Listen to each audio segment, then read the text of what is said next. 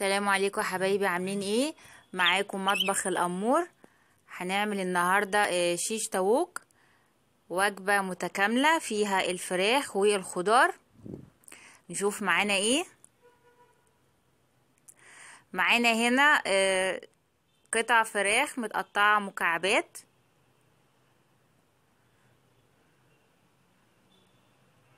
وبصل برضو متقطع مكعبات، وفلفل كوبي وطماطم، والبهارات بتاعتي ملح وفلفل اسود و بابريكا وكركم، معلقتين زيت ومعلقة خل.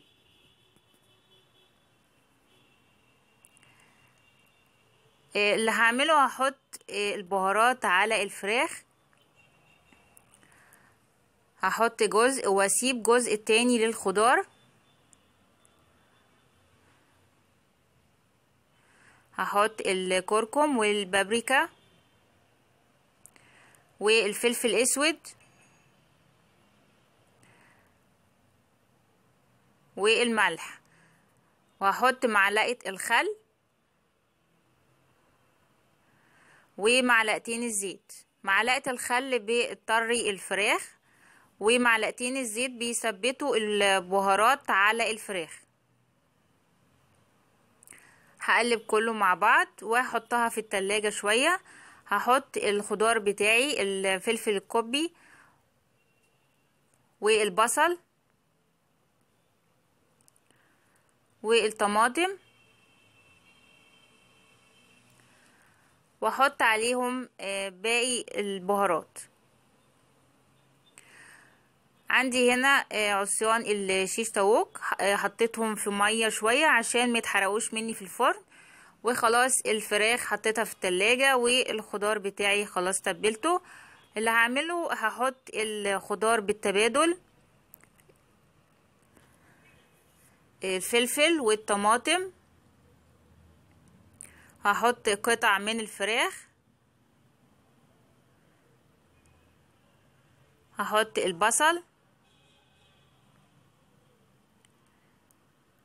وجبة جميلة جدا، ممكن تعمل جنب منها مكرونة، او ممكن تتاكل مع بطاطس محمرة وعيش. تبقى وجبة متكاملة، منها الفراخ ومنها الخضار مع بعض.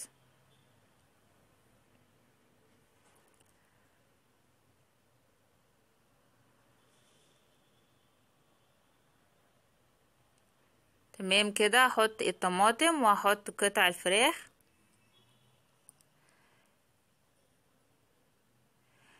يا ريت لو عجبكم الفيديو ما تنسوش تقولوا لي رايكم في التعليقات.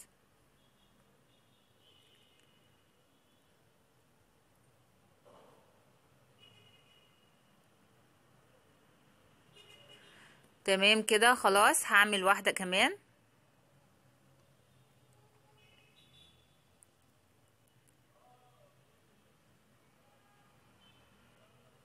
هحط قطع الفراخ. طبعا بكون محضرة الفرن على درجة حرارة 200.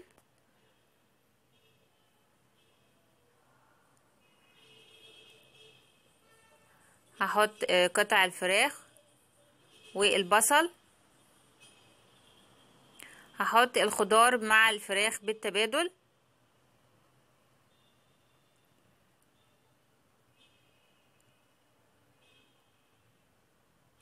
والفلفل الكوبي.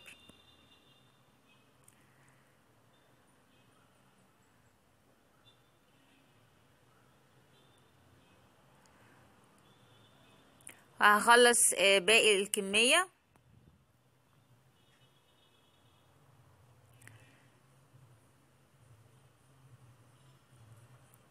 خلاص كده خلصت باقي الكمية بتاعتي كلها. عندي هنا قطع بصل، حطيت برضو عليها من التتبيلة، والمية بتاعت الطماطم.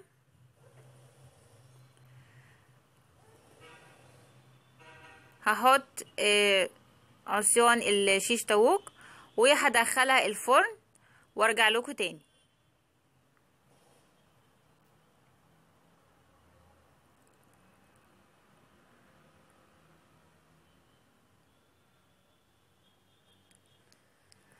وده الشكل النهائي بتاع عصيان الشيش طاووق النهائي.